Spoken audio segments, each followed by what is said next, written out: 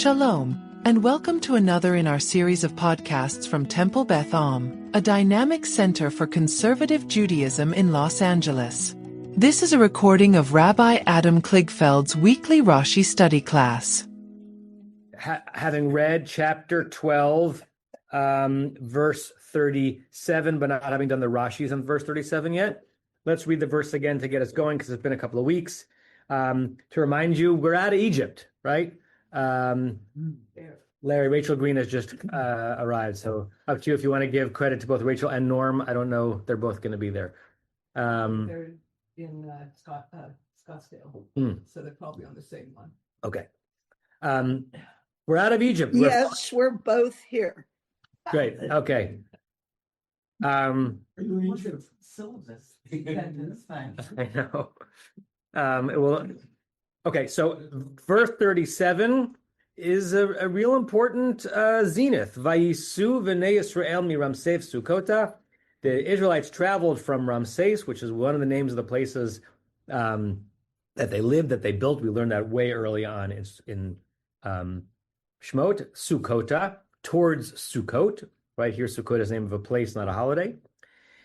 Keshesh ma'ot elef, around 600,000. Ragli, which we discussed, is hard to figure out what the party of speech is. It's often translated as on foot, right? It's not, or it may be like an Aramaic style plural of the word foot. So almost if it's saying 600,000 feet, that would mean 300,000 people, and the number normally be associated with Exodus is 600,000.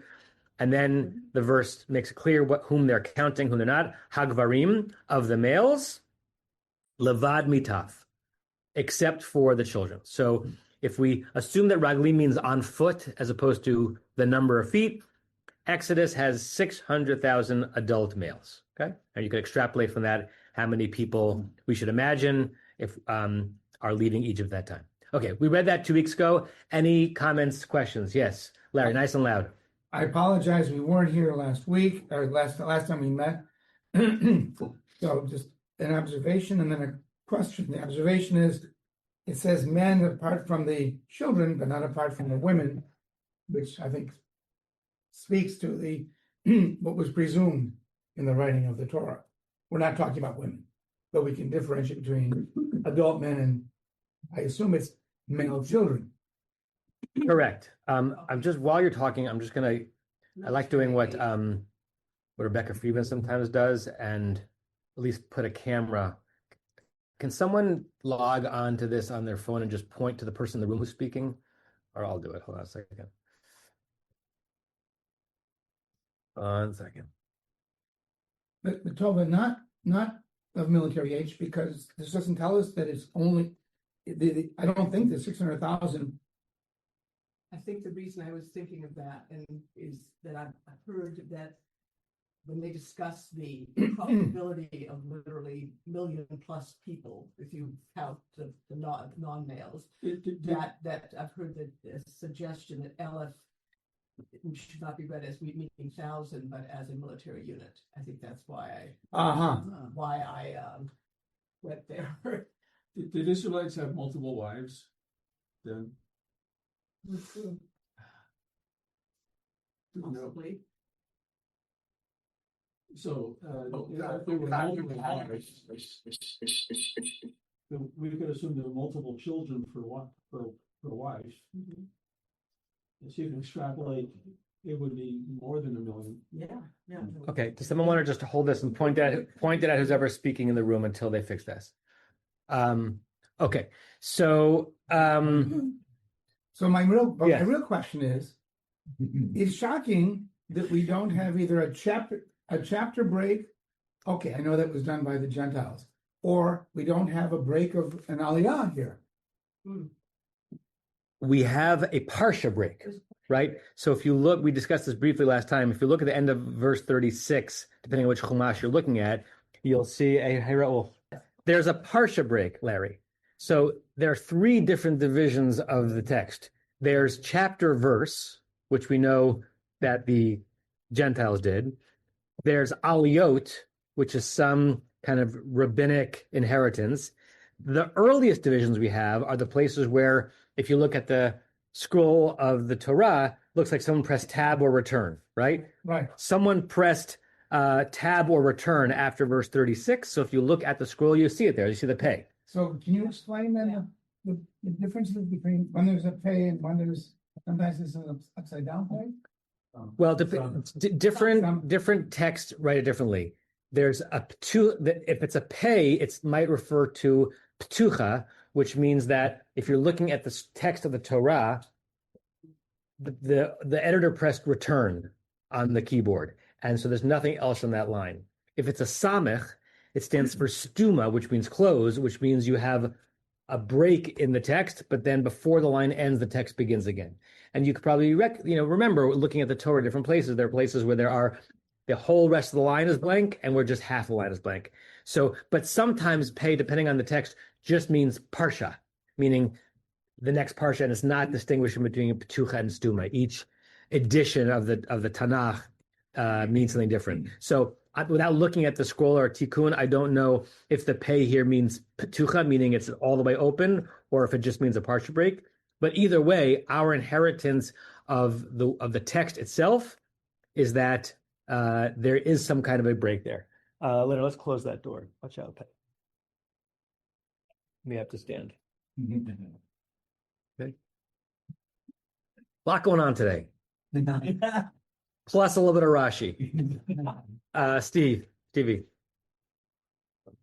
What do you want? Just have to point it to him. No microphone. You just talk. Okay. Just to pick up on what Tova alluded to a minute ago about the word LF being perhaps originally aloof, which would mean like a troop size, a troop, that in the large census in Parshas Bamidbar, if you academics have done the math of because it usually says v'chamishim or something, but if you assume that's the size of the troop that each tribe has, you can calculate what then the total population would be. Of course, this goes against the text, which does its own calculation and gets to a number close to 600,000, but it works out to 5,500. So as a right, perhaps some biblical author thought that was the population, or at least the male population. Yes, and the whole etymology of LF and which meaning came first, the notion of it being a number, 1,000, a chieftain, and then of course later on it being used to mean to learn, to alephize someone means to school them in the alphabet, right? That's why, what's the name of the place you go study Hebrew in Israel? It's called an ulpan. An ulpan is an alepher. It's built from the word aleph. An ulpan is where you get alephed, where you get instructed in the rudimentary Hebrew language, which begins with an aleph. So it's actually a great Hebrew word. Okay. Anything else on the verse itself before we look at the Rashi? Yes, Marshall, speak loudly. Which verse remember from 37. Torah reading that there's also aloof Teiman, aloof something? Yes. So maybe a commander of a military unit. Right, and to this day, aloof is a rank in the Israeli army. Aloof, tat-aloof, as aloof, a lieutenant, or I don't know exactly how to translate it, but it is a formal rank in the Israeli army. Yeah. You have a comment that says it's a general. Aloof is a general? No, Colonel. Tat-aloof is a general? Okay, got it. Aloof is Tat aloof, below that. Got it. A brigadier general. Okay. Anything else in the verse itself before we look at the Rashi? Okay. Let's look at the Rashi. Why don't I read until the microphones are set up? On the phrase "Me Ramses Sukkota," from the town of Ramses to Sukkota. Mea ve'esrim mil hayu. That distance, according to Rashi, is 120 mil. Mil is similar to the word mile, but it's probably more associated with kilometer in terms of distance because it's based on 1,000 of something, right? Mil, right? So it's probably referring to about 120 kilometers, which is what, about 75 miles, right? How do they know that? How does Rashi know that? Rashi doesn't go into that, but he just makes an assumption that that distance was 120. Ba'u sham lefi sha'ah. And Rashi seems to be saying that by the way the verse is written, it's suggesting that they were able to make that trip. Lefi sha'ah literally means by the hour. What he means is in one stretch without what? Without a layover, right? There was no layover in Minneapolis, right? And how is he deriving that, right? Rashi often speaks tersely, and there's a lot going on in his head beyond what he says, because we're about to get used to a Torah which names every stop. And if a Torah names every stop, then by saying we went from A to B without A prime in between, we can assume, Rashi assuming, that there was no place that they stopped in between. Otherwise, it would have mentioned. Shene'amar, as it's written, and it's hard to know if he's bringing the following as a proof text or the reverse. If our verse is a proof text for it, later on, we're going to have the phrase, Va'esa etchem al kanfei nisharim, that I bore you up, I raised you on the wings of eagles. I'm sure you've heard that phrase before. Let's look at the verse, chapter 19, verse 4. It's all in Shemot, so you could just flip forward. This is Parshat Yitro.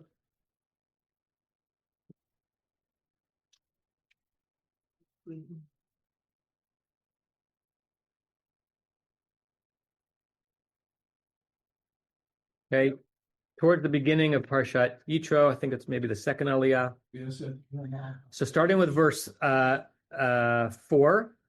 Atem ritem, you have seen, Asher asiti the Mitzrayim, what I did to Egypt, Va'esa etchem, and I brought you out, I raised you, I carried you, al kanfei nisharim, upon the wings of eagles, Va'avi etchem elai, and I brought you to me, where? At Sinai.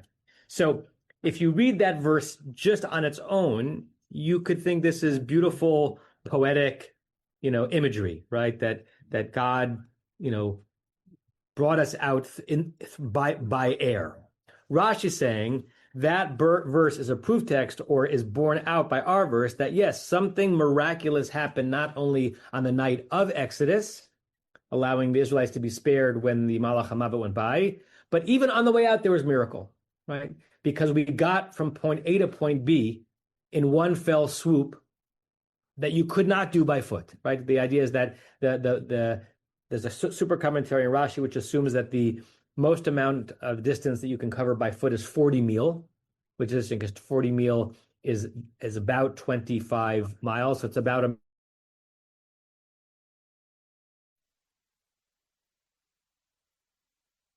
sometimes as much as that approximately. I like hearing myself twice. Keep talking. That's good. Okay.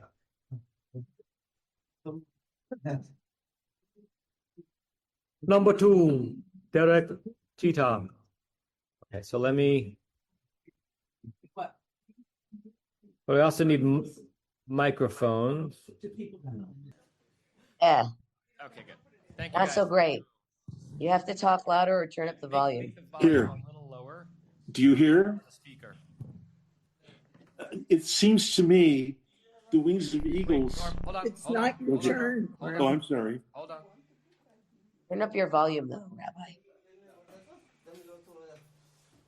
Rosemary, you have to move in.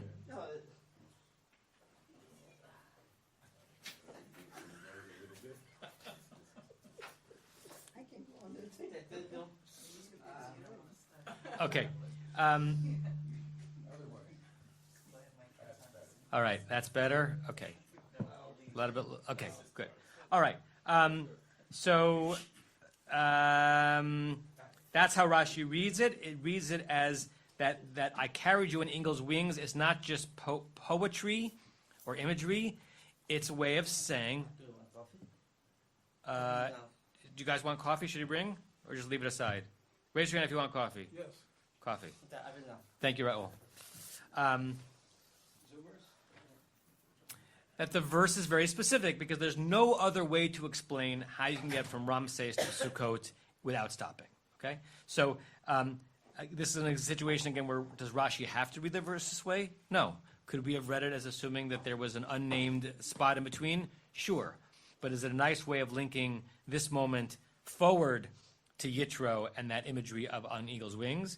And is it a nice way of suggesting that the miracle was not just the 10 plagues and the 10th plague, but even as they're coming out of Egypt, God is with them in a miraculous way, not just having opened the door, but rushing them out beyond what they were capable of with their own ragli, their own feet.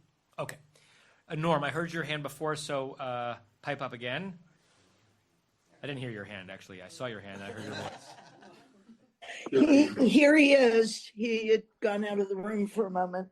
When eagles carry their young, which they don't do very often, no bird carries the younger ones, but when eagles do, they carry them on their wings, perhaps because there are no predators that fly higher than eagles. So a an eaglet that's on its mother's wings or its father's wings is safe. Yeah. On the other hand, most birds carry them by hanging them from their mouth, so they're under them. So carrying on eagle's wings is a particular idiom that probably was known to people when the Torah was promulgated. Right. When we get to that verse in situ, in Parshat Yitro, which according to my math will be about 2.5 years from now, because it's more than a parsha away, and a parsha usually takes us 1.5 years, and I have a sabbatical coming. We'll read Rashi on that verse, and Rashi is going to also relate to his understanding of the ornithology that's going on and why it's very specific that it's an eagle as opposed to any other animal. So remember that in March of 2028. Stevie, let's give Stevie a microphone. Mike to Stevie. Mike. I don't know if it's at all significant, but in the Mechilta's version, at least the version that's on Sfaria, it says 160 meal. So 160 meal is the distance from Ramses to Sukkot. So yeah, I mean, I think we should be, and I know you understand this too, we should be taking the geography with a couple of grains of sand, as it were. Barry and then Marshall. Well, Marshall, you got the mic, so let's go with you, Marshall, and then we'll go to Barry. Yeah, I don't want to throw wet water on, Or we'll go with Barry. on the poetry, but how fast do eagles fly? Do they in 120 miles? I don't know. Can an eagle go? How far can? Hey Siri, how far can an eagle travel in a day? Someone look that up. Marshall. Yeah, in the version of the Mechilta that I have, there's another phrase inserted, where it says, after saying that they travel from Ramses to Sukkot 120 mil, it says Ucheref Ayin Nas Uvnei Yisrael Ramses Sukkot. Like the blinking of an eye. Yeah. They make that distance, and then it says Harry Potter, right? They were port. Was that Portkey? Thank you. Yeah. And the proof text for it again is referring to chapter 19, verse 4. I bore you on eagle's wings. Right. According to Rabbi Google and Rabbi AI, eagles can achieve 30 miles per hour just flying straight, 100 miles per hour when they're diving, which would make me think they could probably cover 120 kilometers in a day. Rosemary, then Joel, and then Rebecca, and then Leonard. I don't know. I've lost all. This is we get a do-over today. I've lost all control of you and me. Rosemary. I'm not excluding the miracles. For sure there were miracles because there are children, cattle, everything to drag them. It takes time. But as an experienced kind of marathon runner, I know the first 2 hours you go very fast. I mean, it's just normal. You see the crowd walking, and then you are in between. It just drags you. It's after like 11 o'clock you start calming down. But the first 2 hours is very important. So they started fast on this journey. Very fast. Right. Even if you don't want, they just pull you. You Yeah. know, it's like New York walking. You cross the streets. Across the Verrazano Narrows Bridge. Joel. I mean, just to throw some shade on Rashi or Mechilta or whatever, it doesn't say they went from Ramses to Sukkot. It says towards Sukkot. Sukkot. And I looked in the other times where it's talking about their travels. It says Yasu mi something Vechanu, and they actually got to the other place and Nice. went down. Nice. It's a very nice close reading. You're right. That Sukkota can mean both to or towards. If it meant towards, then he has no leg to stand on. He has no ragli to stand on. Leonard, and then Rebecca. Unless you want to battle it out, who goes first? Well, the one with the microphone wins. Just thought you'd like to know that mil comes from mille passus, 1,000 steps. Yeah. Which is probably where... And it's related to the word mile. Right, but it's probably in distance related to a kilometer, which is 1,000 steps, 1,000 meters, and a meter was approximately how far you step. Right, so it's etymologically related to mile and mathematically more related to kilometer. Yeah. Rebecca? And then Alan? So when it says they journeyed from Ramses to Sukkot, perhaps that's really a poetic, not a literal phrase, because they're going from Ramses, a very Egyptian name and place, to Sukkot, which ends up as, a more familiar, to us it sounds like a Hebrew word, and, they'll end up commemorating things with Sukkot. That's great. I mean, you could push that even further, Rebecca, right? That, Ramses is Pesach, and Sukkot is the end of the journey, right? So within the first step of the journey, they're already almost at the land of Israel, right? The festival holiday. Nice. Whether or not that's intended, that's a lovely way of hearing those layers in that verse. Yes, Alan, and then we'll go on. This is just an explanation of what a meal is according to Saperstein's comment. It says a meal is 2,000 amot, cubits. Right. Opinions on the length of an... And pause 1 second. Well, go ahead. You might be about to say what I would have said. Go ahead. Opinions on the length of an amma in present-day terms range approximately from 18 to 24 inches. Right. Thus, a mil is about 3,000 to 4,000 feet. Right, which is about a kilometer, right? An amma is often thought of as from the elbow to the tip of your finger. The average person, that's about 18 inches. So, 2,000. So you double that. That's 3 feet. That's about a meter. So 1,000 of those is about a kilometer. Yeah. Okay, let's go to the next verse. Now that everyone is mic'd up, we can move it around. Tova, do you want to read verse 38, please? Let's give Tova a microphone. וגם ערב רב עלה איתם וצאן ובקר מקנה כבד מאוד. Okay. So וגם ערב רב, a multitude, a big Arab. A big Arab, right? Also went with them, and their flocks and herds and very many cattle. Good. Okay. So Erev, what's the most common English rendering you've heard of the Erev Rav? Mixed multitude. The mixed multitude, right? You've heard that phrase, right? The riffraff. And Erev is a very interesting Hebrew phrase. It's hard to know exactly what it might refer to. In general, it means to a mixing, right? I think I've shared this before. I used to think that the word Erev, meaning evening, meant evening because it's a mixing of night and day, like dusk. According to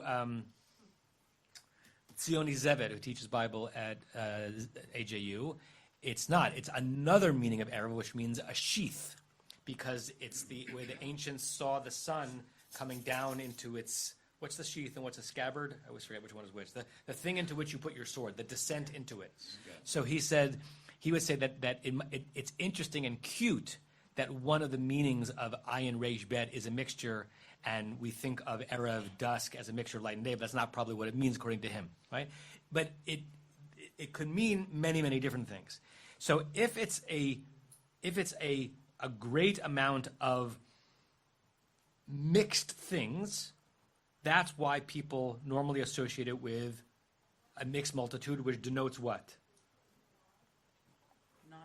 Non-Jews, right? That people, I mean, even the word non-Jews is anachronistic, but I know what you meant, that somehow on Exodus night, in addition to the people that God intended to liberate, there were other peoples who came along with them. And it's unclear if the Rav here is modifying how many of them or how mixed they were, how other they were, how mixed up they were, right?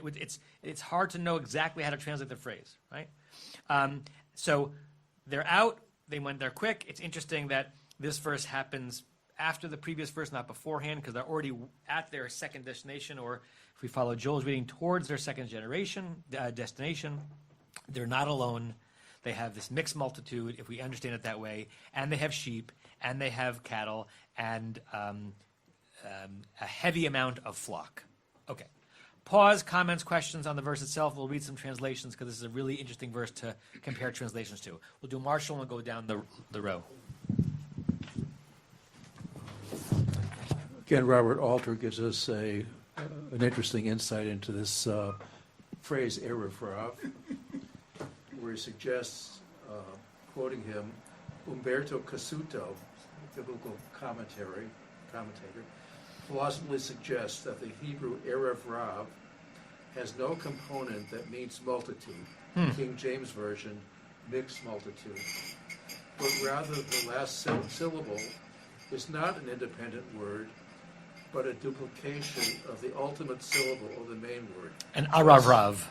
Erev Rav. Right. Rav Rav. Okay. Right. Which is a Hebrew formulation for pejoratives. The English equivalent here is riff raff. Yes. Yeah. I'm looking at the Kasuta right now, so we already read it out loud, but we could have pulled it up. Right, that, right, like a kelev is a dog, a klavlav is often referred to as a puppy, a diminutive, right? So you take three-letter noun, and you take the last two letters and you add it onto it, and it makes it smaller, like katan and katantan, a little one, right? So if an erev is a multitude, an erev or aravrav is like almost a diminutive of the notion that they were a mixed multitude. It's almost sneering at them. You know, an unremarkable, uninteresting, unimpressive, mixture of people, right? Marshall should read Alter's translation itself. Okay, so why don't you read it? But you need a microphone, or. Well, I said because he has a microphone. Read it. You have the microphone. Read the translation. Okay, so here's Alter's translation plus Alter's additional comment, which is fascinating to me. So on verse 38, and a motley throng also went up with them. Motley throng. Didn't they play at Live Aid? I wonder if that's what Motley Crue stems from. Wouldn't that be funny to find out that the Motley Crue was a bad translation of the end of Parshat Bo? What's that? No, it's come from something else. Okay. Yeah. And sheep and cattle, comma, very heavy livestock. Kaved me'od, right? Yeah. Kaved me'od. Well fattened. Right? So you think that he's translating it, suggesting that the animals were heavy as opposed to the amount of them was numerous? Do you think that's how he's translating that? Okay. Let's go down the line. I just want to read Alter's comment here, which is fascinating to me also. Very heavy livestock. Kaved, heavy, is a word that shuttles back and forth through the themes of the story. From Pharaoh's heavy, hard heart to the sundry heavy plagues to the heaviness of the Israelite possessions. Yeah, if you look at the screen, look, Everett Fox goes in a different, similar direction. And also a mixed multitude. And now he says mixed multitude. This is the usual translation in English. The Hebrew word is erev rav or riffraff. Went up with them along with sheep and oxen and exceedingly heavy. And he adds in brackets amount of livestock. So he is saying that the heavy refers to how many they were, not that they were well fed. But look what he says, something similar. Their wealth is a counterpart to Pharaoh's previously heavy heart and heavy plagues. The kaveh dancing through all of these words. Vayichbad et libo. Okay, Larry? Were you going to say something? Oh, Rebecca.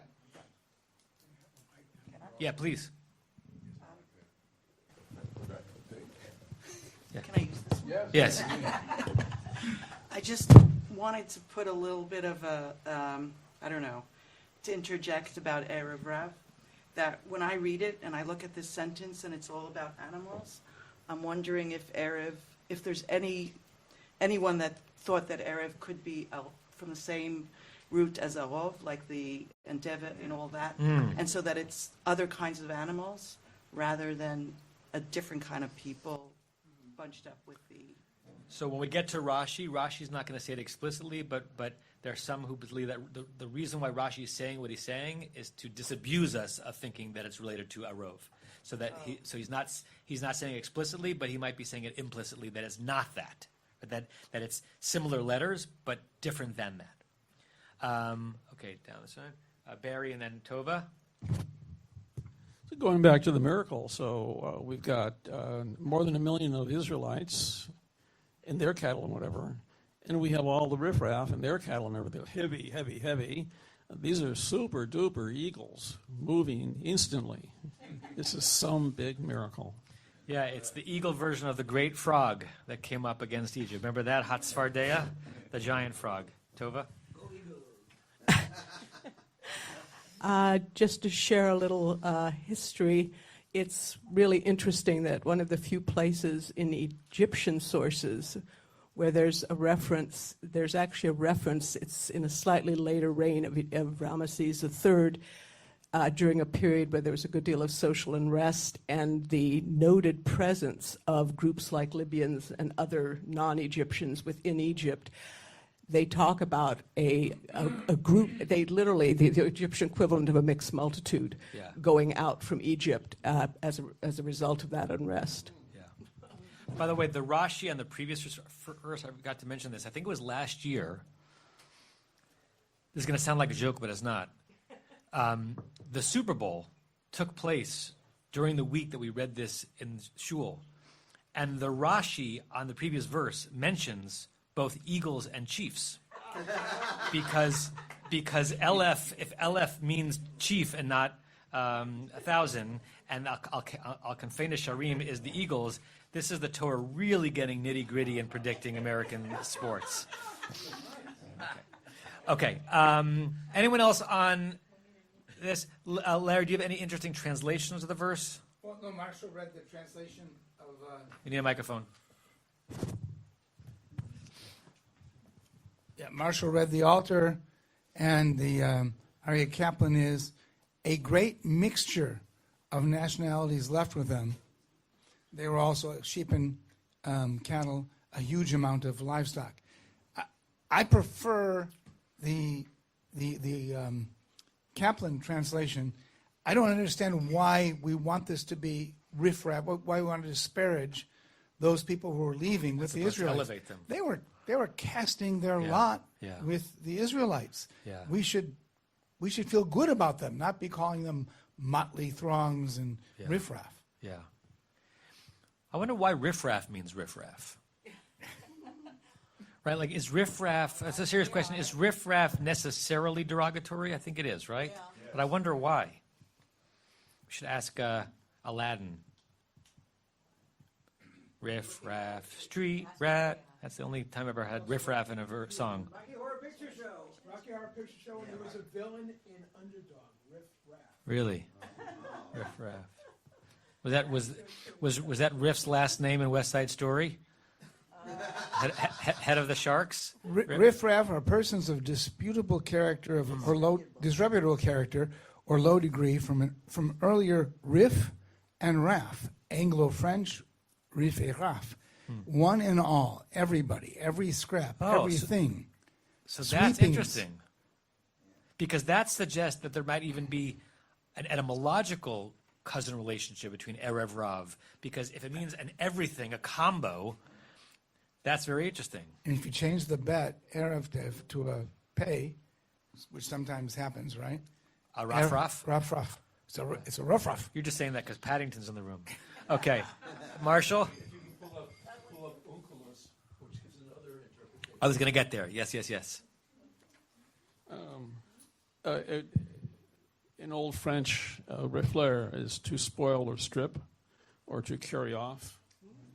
And evolution in English, it's entered English riffraff with the meaning of every scrap or everything. The meaning then shifted to encompass the common people or everybody. Yeah. Often a hint of derogatory or low-class association from its plundering roots. Plundering roots.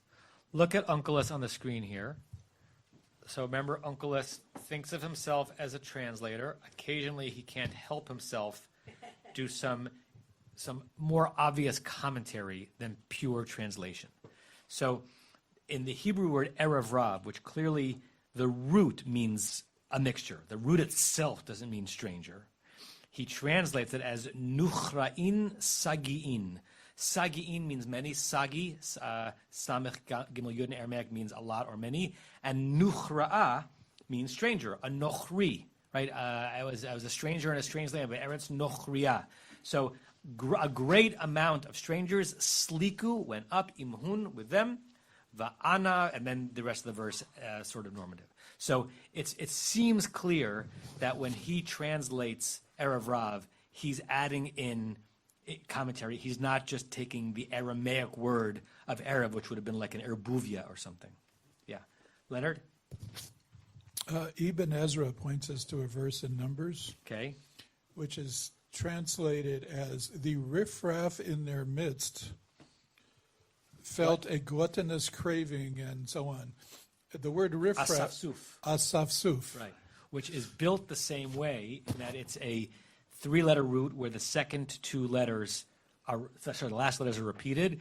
Who's the one who brought up that Erev Rav might be an Arav Rav? Was that Alter? So he gets support for that from the notion of the asafsuf, because later on in the Torah, this group of people who infiltrated us is referred to by a single word that's built from a root, the last two letters being doubled. Right? So it really could have been this originally that the Rav in our verse is not an adjective meaning many, but the second half of the word, an Arav Rav. Yeah, good. All right, anything else in this verse where we look at Rashi? We didn't look at Rashi in this verse yet, did we? Did we skip a Rashi from the last verse? We did. Oh, we did. My bad. Joel, you want to read that Rashi? It's good. I know. Take a microphone. Take a deep breath. We didn't. There was one 3-word Rashi that I skipped by accident. Hagvarim, the men, mi ben esrim shana v'mala, from 20 years and above. Right. So it's pretty plain. We discussed this when we looked in the verse that he's almost just defining what a gever is, lest you think this is bar mitzvah, or lest you think this is something else. And I think the reason why Rashi is specifying this is that in different places in the censuses, in the Torah, the age at which someone is being counted changes. This number is associated with the census, at least in Bamidbar, where it's a military census, Bibin Asrim Shana V'mala, 20 years and above. So he's saying that's the cutoff for the number in the verse. 20 years and above, everyone else below that is not considered a gever, considered a katan or a taf. Good. Okay, now to our Rashi on Erev Rav. Tova, you're still up. Let's give Tova a microphone. Erev Rav, Ta'aruvat Umot Shel Gerim, a mixed multitude who were converts. Good. So first thing he's saying, he's without mentioning Onkelos, he's rejecting Onkelos. Erev does not mean strange; it just means a mixture. He turns it into a fine medieval Hebrew word, a ta'arovet. Ta'arovet is a word that's used until today. Ta'arovet mostly in Jewish parlance refers to what? You know where you come across the word ta'arovet most when you're talking Jew? Cooking. What about cooking? Mixing meat, Kashrut, right? So there's a whole section of the Shulchan Aruch that deals with hilchot ta'arovet, the halachot of unintentional mixtures of meat into milk, milk into meat, treif into kosher, chametz into Pesach. Chametz into kosher Pesach. That's all hilchot ta'arovet. And when you're studying, there are many ways of approaching and achieving the rabbinical degree, right? In the modern American non-ultra-Orthodox approach to it, it's a 5 or 6 year graduate program where you are learning all sorts of things, including hopefully a certain amount of mastery of Jewish law, depending on what movement you're in. If you go the more traditional route to the rabbinate, it's just passing exams. right? That's it was just mastery of halachic concepts, so you could be a posek, you could decide Jewish law, and one of the big tests that you must pass to get smicha from the Rabbanut in Israel is tarovet. There's nida, there's Shabbos, and there's ta'arovet, and you can't be called a rabbi unless you know all of that information really by recall. Here, Rashi's using it in just a plainer sense. It means a mixitude, and a mixitude of nations of strangers. Now, on that Rashi, there's a super commentary that goes to what Rebecca was saying before. Arov. Ta'arovet shel ba'alei chayim miminim shonim. If it was arov, it would have been a mixture of wild animals like we had in plague number 6 or 7. But erev is ta'arovet shel b'nei adam, a mixture of people miumot shanot. So it's the way of saying, Rashi is saying this erev means the human ta'arovet, and don't think that plague 7 followed them out. It's not. It was not a wild, a Maurice Sendak where the wild things are, emergence of animals from Egypt. It was just a mixture of people, but it's the same root, different word. So who says that's not in my Rashi? No, that is a super comment in Rashi. I always forget what that abbreviation stands for. Once I can tell you. My eyes are not working well today. That is Rabbi the Mizrahi. So Rabbi Eliyahu Mizrahi, which is there's actually a volume called the Mizrahi, and it's the most common book form set of super commentaries on Rashi, because the most voluminous of those commentaries is the Mizrahi, but they also have on that page other ones, including the one that we often look at, which is the Gur Aryeh, which is the Maharal's commentary on Rashi. Maharal's commentary on Rashi's commentary. Larry. Yeah, I have a comment on the translation that we use for gerim and our understanding of what it means to be a ger in this particular case. Yeah. So the translation of the Rashi, I don't know whose it is, but it's on Sefaria, uses the term proselyte, proselyte, which has an implication of religion. And you said, I think, Tova, you translated it as a convert in the same way. So it raises a question, was this a religion already? And I think not. And I think that here what Rashi is talking about is they were the joiners to the cause of the Israelites, not a joiner to the religion that they were practicing. Yeah, I mean, many PhDs have been written on the evolution of the concept of ger, right? We have it already in last week's parsha. Avin Chai Sarah, this week's parsha. Ger v'toshav anochi imachem. When Avram is burying Sarah, he says, perhaps in a savvy negotiation with Ephron, that I'm a ger and I'm a toshav. So what's the difference between those two things? They both have to do with dwelling, because ger is from gar, lagur, to dwell. Toshav is from leshev, to dwell. Some people say that this is Avraham playing it both ways, that I'm from somewhere else, but I'm garring with you, so I'm a stranger. I'm a stranger who's temporarily with you, but I'm also of this place, Toshav, because God promised it to me. So the distinction might be where you're originally from compared to where you are right now. Avram did not mean I'm converting to your religion, right? And even your peoplehood, right? And even in rabbinic times, they were still working this out. The difference between a ger and a ger tzedek, right? A ger tzedek was eventually the term that was used to be someone who did convert to Judaism. But in the centuries before that, a ger was simply someone who lived with the Israelites.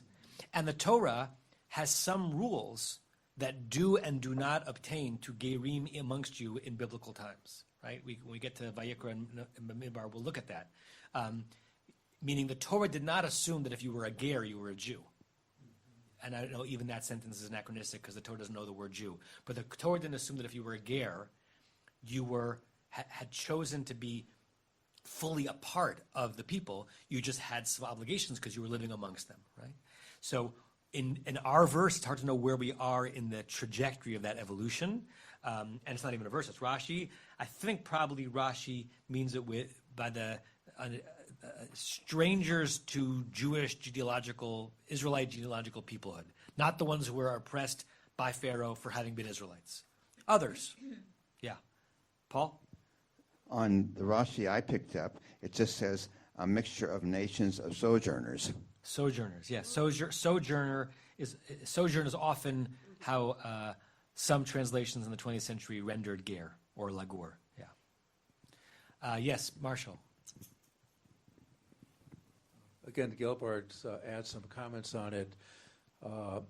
He says that Ta'arovet refers to Umot Shal Mitzrayim, the peoples of the Egyptian, I guess it is.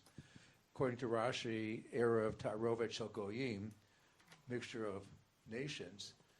Both of these, V'lo hit arbu b'vnei Yisrael, and that's quoting Ibn Ezra, that neither of them got mixed up with people of Israel. Right, and what's elegant about that Ibn Ezra is that he translates the Erev Rav, which is built from a word that means mixture, and it makes it clear, but they did not mix in completely with the Israelites. And the distinction between understanding it if it's Umot HaOlam or Mitzrim, right, it's a different story the Torah is telling. Is it that there were some Egyptians who said, I've had enough living under this regime, even though we were the ones oppressed. No one is free until everyone is free, and so we're going to put our lot with the Israelites and therefore choose vulnerability. I'm like fleshing that out a bit. Or it could have been other oppressed people who are oppressed by the Egyptians who saw this as their ticket out, right? That's a very different story to tell as to who left with the Israelites. Seth, is your hand up? Yeah. Seth, and then Barry. Yeah, it's interesting. I was thinking about how there could be like two different extremes of looking at the Erev Rav as opportunists who just saw the moment to get out of Egypt and took it, and I guess proselytes who recognized the miracles that were happening around them and their connection to the Jewish people and wanted to attach themselves to those people. But I don't know, in context, I don't know if there's another precedent in ancient history or literature for the escape from slavery of the Bnei Israel. Like, the Persians under Cyrus, they conquered the Medians who had ruled over them, but that wasn't the same as escaping from slavery. And I think that itself is kind of miracle. I don't know. I sometimes kind of overlook this. I think that has something to do with America and its relationship to slavery, but that's a pretty big miracle. Yeah, I'm glad you're having us linger on it, right? That to pull back and say, Pharaoh was defeated and enslavement was defeated, and they're now free. This is the Juneteenth, essentially, of the Israelite people. One more thing you said triggered something for me. Let me see if I can produce it. What was the first thing you said, Seth? Opportunists. Yes. So, in general, rabbinic treatment of the Erev Rav is not laudatory. Rabbinic treatment of the Erev Rav is that this was the beginning of the Jews who push against the authority, the Jews who are not from, the Jews who do not accept rabbinic leadership, because we were not pure when we left, because they disagree with Ibn Ezra, that they found a way to infiltrate us. It's not a pretty slice of the rabbinic lore, right? So, and I'm sure that is wielded to this day. I am certain that in some Haredi or very, very right-wing newspapers in Israel that, left-wing Zionist or post-Zionist or anti-Zionist American Jews are being referred to as the Erev Rav. I'm certain of it. Because it's a 2,000-year history of saying we're not pure. We have enemies from within, and the enemies came on Exodus night, which is a very, very different way of understanding it, that it seems the way Rashi is reading it. Barry? Yeah, I was going in that direction, that it comes the time of the golden calf. We have a huge mixed multitude, yes, not necessarily enthralled with our God, but there's an opportunity to be away, and Moses is gone for a long time, and they're stuck in the middle of the desert. Yeah. Okay, good. Let's go to verse 39. Whom have we not heard from? Elon, you want to read verse 39?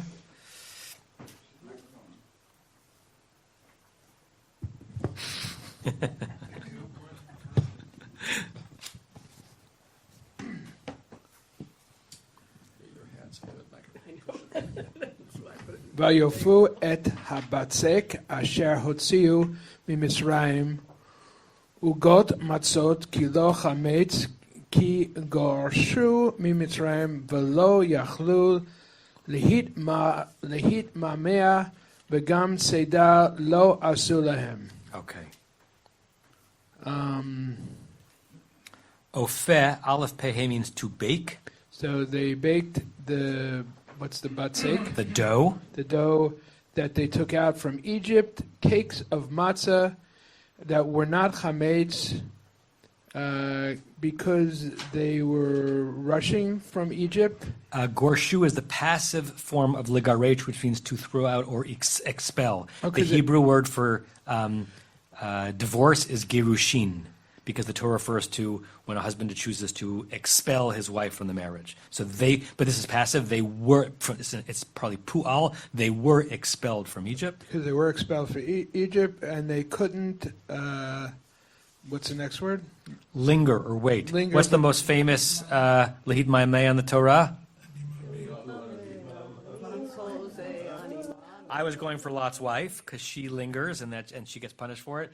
The famous Lehit Ma'ameh in Jewish song is Ani Ma'amin. Afal pi sheyit ma'ameh im kol zeh chakalo. Even if the Mashiach will tarry, wait, linger, I will wait for him. So here they were not able to wait or tarry. It's a really interesting word. It's built from mem hey twice. Why Lehit Ma'ameh? Why to what means to linger? I don't know. We can look that up. Onkelos translates it as Lehit Akava from Ayin Kuf Bet, which means to delay, to get in the way. So they were not able to delay themselves. They would have liked to delay themselves and be leisurely, but they were not able to. V'gam Seda, what's that? Stuff, right. Equipment, provisions. Could be tziyud, yeah. Tzayid, right? We're going to get that in a few weeks. That Esav was a hunter, ki tzayid befed, that he loved game.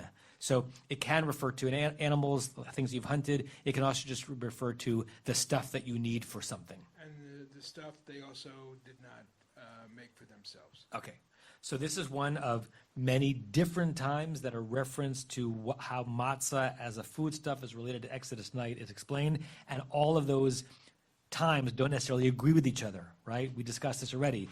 Is it matzah because they didn't have time to let it rise? Is it matzah because that was the bread of affliction, right? Who caused them to rush? Are they rushing out? Are they being forced out? But if we take this verse at face value, 1 second, Larry, that they baked the dough that they had brought out with them, meaning that they had not been able to bake there, so they came out with rising dough or dough, and there were cakes of matzah. Kilo chametz. We should linger on what part of speech chametz is. I think chametz in this phrase is a verb and not a noun. I think it's saying since they had not chametzified, it had not been turned into chametz, meaning I don't think it's saying since it isn't chametz. It's the same meaning, but I think that it's a verb, not a noun. For they had been expelled from Egypt, they were not able to wait and linger, and also they didn't have all their luggage. Okay, Larry, your hand was up. Tiny question and a big question. The tiny question is, why is there dagesh in Lehit Ma'ameh at the end? Okay. The big question is, who's the they? So I always thought this was referring to the Israelites, but now I'm thinking, wait a second, maybe this is talking to the Erev Rav? Yeah, the Erev Rav, because the Israelites, I think, correct me if I'm wrong, they already knew that they were going to bake matzah. They're already weren't they given the command already not to eat leaven? We'll go back and look. But let's assume that they were. Right. So it's the Erev Rav who are coming with them who didn't have to, they're suddenly joining up. Quick, let's get out. And then they go to bake their cakes, and the Israelites are saying, no, don't let them leaven. Yes, I mean we've had the concept of matzah as God earlier in chapter 12 is talking about Pesach night and also Pesach nights to come, and it's unclear in that verse. Does the word matzah actually appear? I think it is.